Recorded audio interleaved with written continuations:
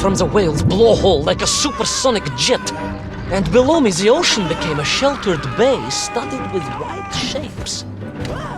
You will be amazed as my epic journey unfolds. For here, it was about to take a most unexpected turn. And it happened like this.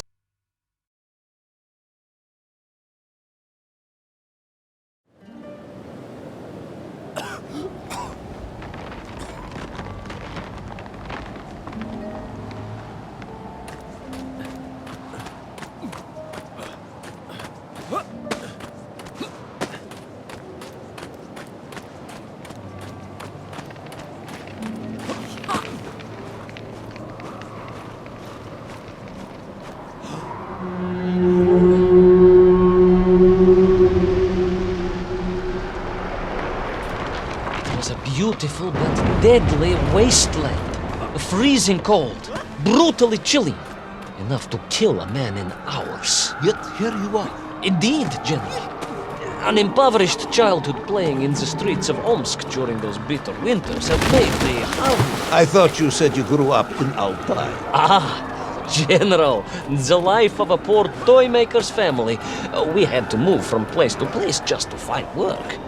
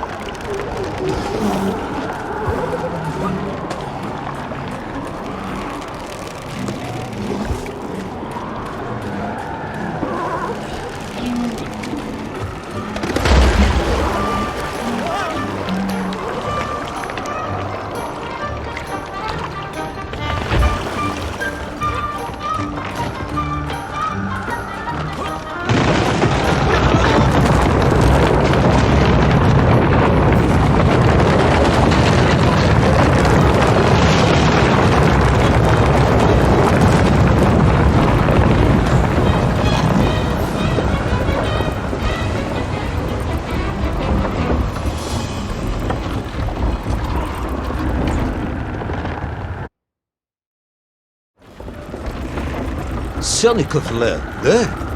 Of course, Sannikov himself reported nothing more than a bluish fog on the horizon. Your island may be nothing more than the product of overactive imaginations. General, consider this. Imagine taking a simple peasant, a pig shepherd, for example, and telling him one day humans would fly around the earth beyond the sky. Let's say you were stark raving mad, Saldaphone, a ridiculous Kozyol Baradati, a buffoon stuffed into a military uniform, a pridurak, a чучело тупорылое. This peasant of yours had better watch his mouth if he doesn't want to spend his holidays in Solovyetsky. Perhaps you should return to your story.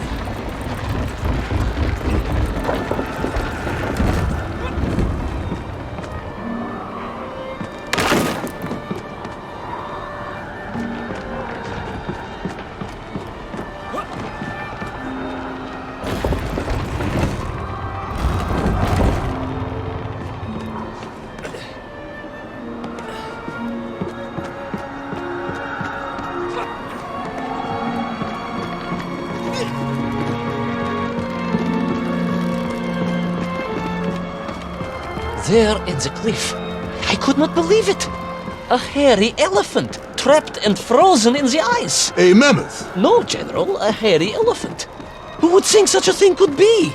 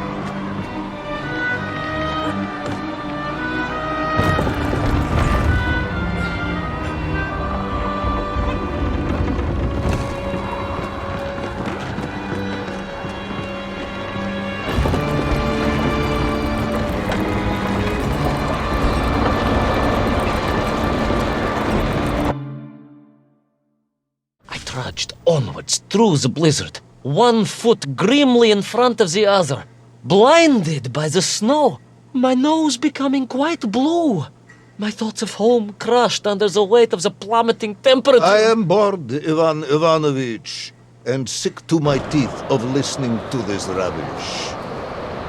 Let us speak plainly now. You will tell me where my bomb is, or I will have you shot. I am just getting to that, General. Shot! Comrade Privalov! Shot with real bullets, fired from a real gun, not some ludicrous Bultavia about lost cities and dinosaurs and Yankee and mammoths. That was a hairy elephant. No! I will not tolerate any more! Where is the bomb, Ivan Ivanovich?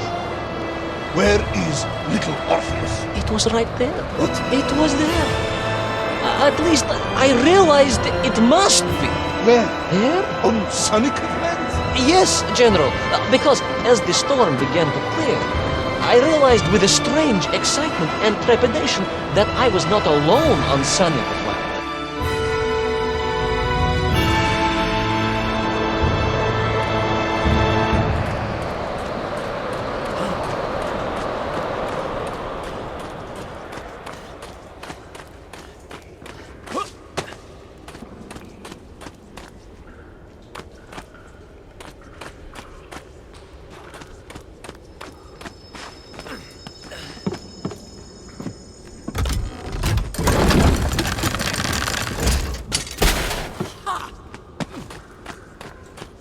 Wait. Go back. You say these lifeboats came from Zarya? A Russian ship? Zarya returned home, but not with all of her crew. And here were the missing lifeboats, trapped in the ice for all of these years. And it could only mean one thing. That you are continuing to hang lapsha on my ears.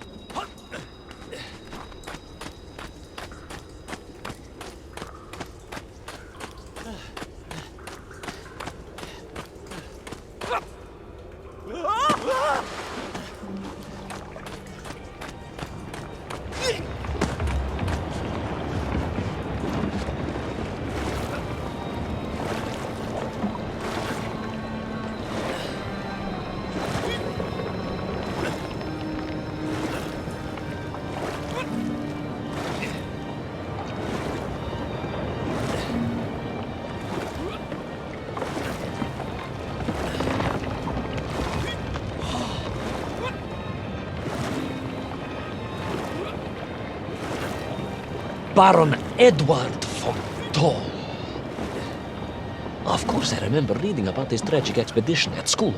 We were taught he had died a hero's death out on the icy wastes, searching for Sannikov land.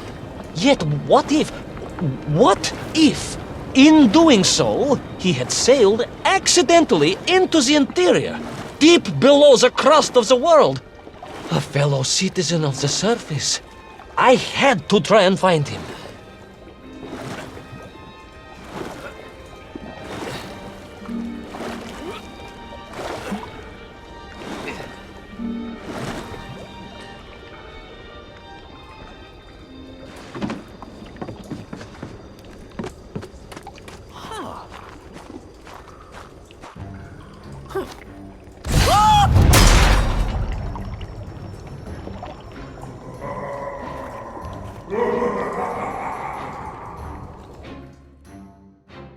A dead explorer stole my boat. Not dead, General, but quite insane. Perhaps it was the loss of the arm or the leg, or the long years in isolation. But Toll was clearly mad. You should have got along perfectly then. Oh, how I wish we had. But no, General. Whatever Toll's intention with Little Orpheus was, I had no time to consider it. I was in mortal peril once more.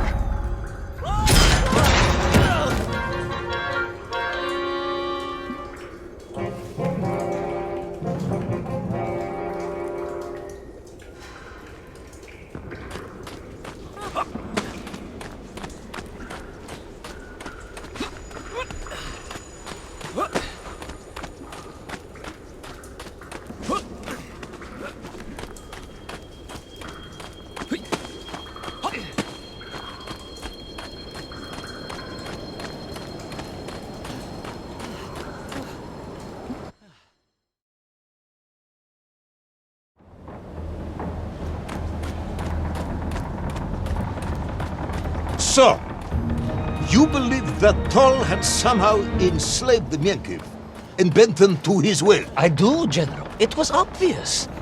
Why else would they serve him? And how else could they be so different from their freed comrades?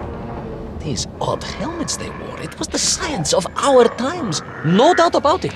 Although fused with some strange crystal technology I could not recognize. To be honest with you, it didn't seem appropriate to stop and ask them.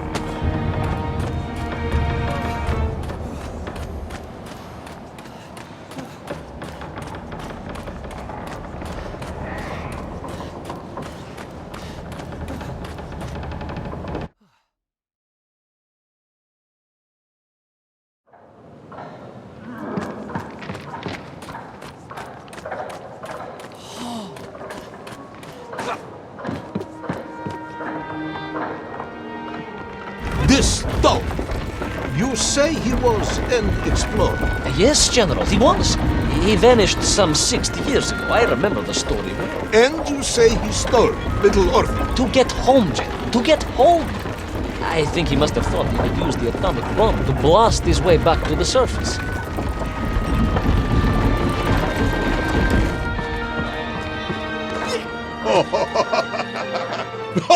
Brilliant, Ivan Ivanovich! And you expect me to believe that a 100-year-old madman not only survived below the Earth's crust, but enslaved his minkin, explored the lost worlds, and discovered the secrets of atomic... Brilliant, Ivan Ivanovich! And you expect me to believe that a 100-year-old madman not only survived below the Earth's crust, but enslaved his minkin, explored the lost worlds, and discovered the secrets of atomic power, all by himself. A Tsarist general! An imperialist! No doubt harking back to the terrible days before the Great Revolution. And Estonian! Estonia. Estonian general! They are wily people.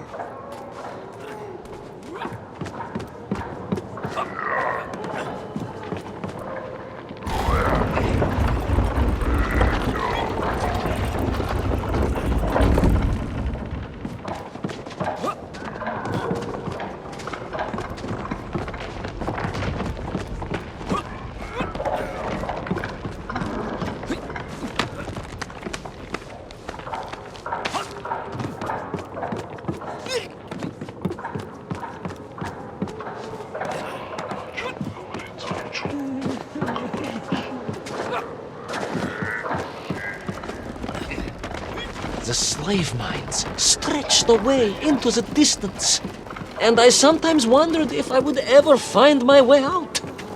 But I never gave up, General. Of course you do.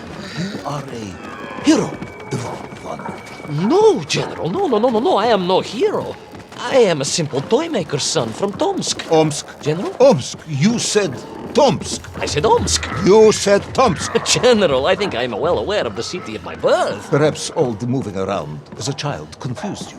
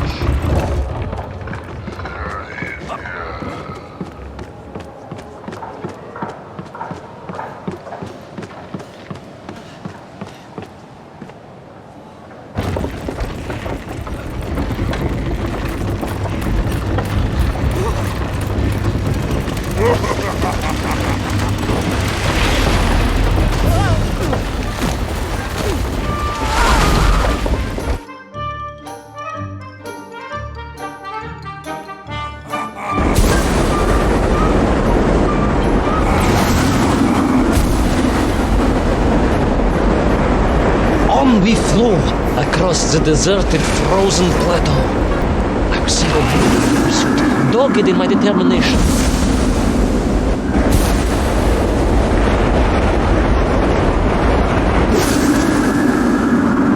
I would take back Little Orpheus and prevent Toll from detonating the bomb. You are as humble as ever, Tavares.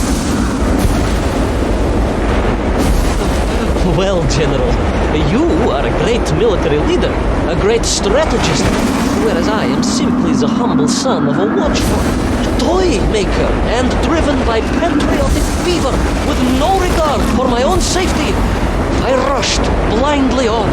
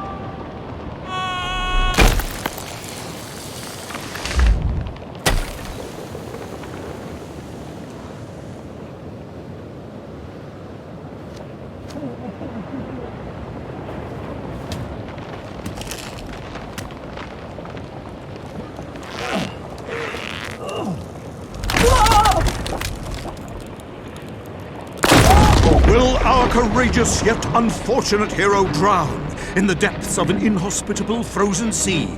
Will he thaw out in time to prevent Toll from detonating the bomb? Will the general holiday in Omsk next year? Or Tomsk? Or perhaps both? What exactly is the difference between a mammoth and a hairy elephant? All of these questions and more should almost certainly be answered in the next exciting episode of Little Orpheus!